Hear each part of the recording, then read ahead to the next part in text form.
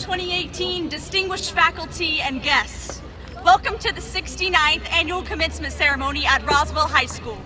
Today is the conclusion of the greatest moments of senior year.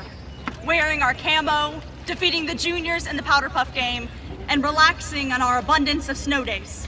Not to mention welcoming our new principal, Dr. Shaw.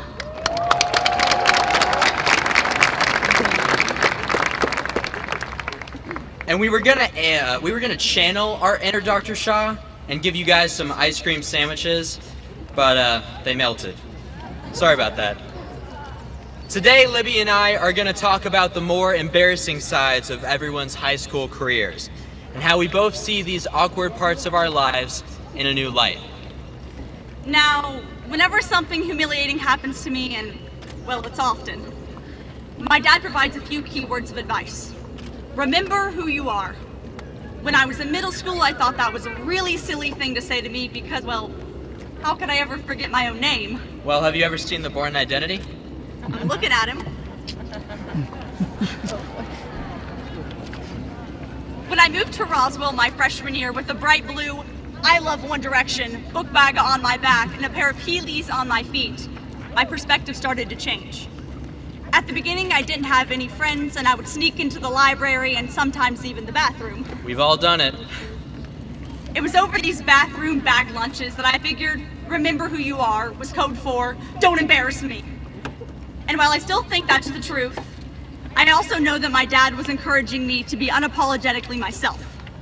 I think my dad regretted saying this when my 2-foot-tall green mohawk was hanging out the sunroof, forcing me to sit slumped in the front seat. Now in a couple of hours, we will split up forever. Thank goodness. In a couple of months, we'll be spread all around the world.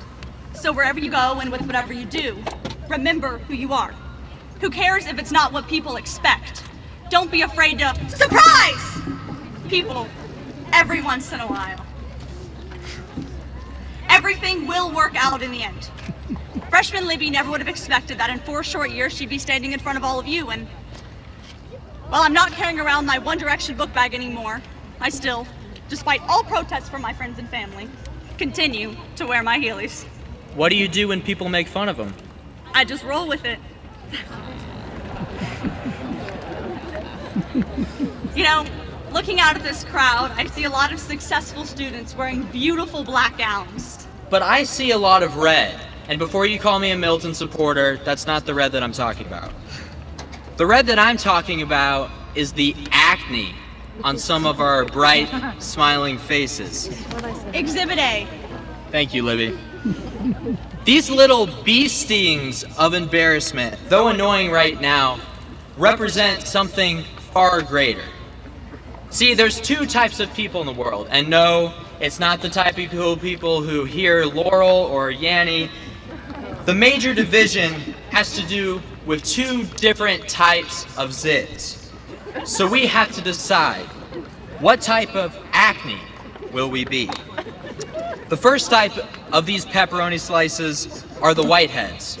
These tiny vanilla spheres are noticeable and they stick out on the face, but they have no foundation, so they pop.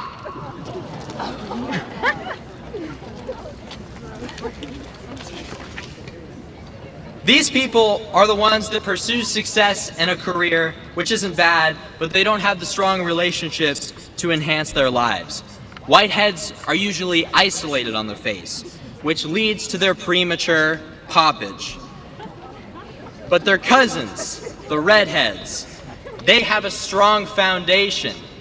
They bunch together in clumps. They have beautiful acne communities that ground them, filled with friends, family, and everything in between. Like that guy you call your uncle, but he's not actually related to you, but you still call him your uncle. Exactly. Redheads bravely endure the creams, the pills, the water, your mom trying to squeeze them really hard, even the dreaded Accutane. In real life, these are the trials and tribulations we face each day. Redheads push through and they thrive. They don't pop. Sometimes they do. And why? It's because of their relationships and memories with friends and family. Now, this may sound like a goofy metaphor, but pimples are also profound. Our generation often gets caught up with the expectations of good grades, getting into a good college, and having a good career. But as we graduate and move on from high school, let's also appreciate the little moments. Like the first Friday when we marched through the halls finally wearing our camo for the very first time. So when you're living your life, be a big, fat, juicy redhead, just oozing with excitement and fun. Be the best red acne you can be.